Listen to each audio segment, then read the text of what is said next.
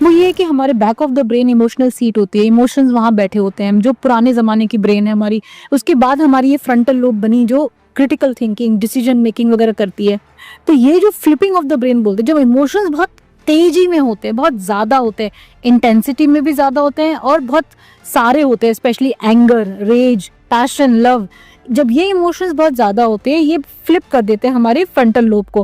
That means हमारा ये जो है ये काम करना बंद कर देता है। मतलब कहते हैं कि लॉजिकल प्यार दिमाग पे हावी हो गया, प्यार दिमाग प्यार में अंधे होना जो हम सुनते आ रहे थे कहावत, वो ही एक्चुअली होती है। ये होती है।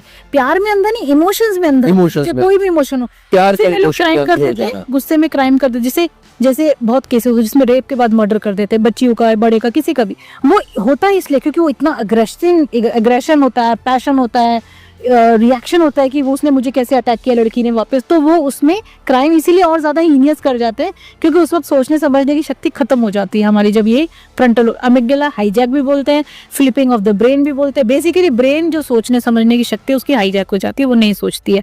ऐसे केसेस में ये भी होता है। तो इस केस में अगर हम सोनम रघुवंशी की केस में अगर बात करें तो जो अभी तक सोर्सेज और पुलिस के हवाले से खबरें आ रही हैं उसमें ये है कि इस सोनम ने मर्डर करने के बाद जब ये यूपी में आके छिप गई तब इसने शायद अपने ब्रदर, अपने फादर को ये सच्चाई सारी बताई। ब्रदर ने तो शायद सपोर्ट नहीं किया मगर फादर ने इतना सब कुछ जानने के बाद भी बेटी का साथ दिया।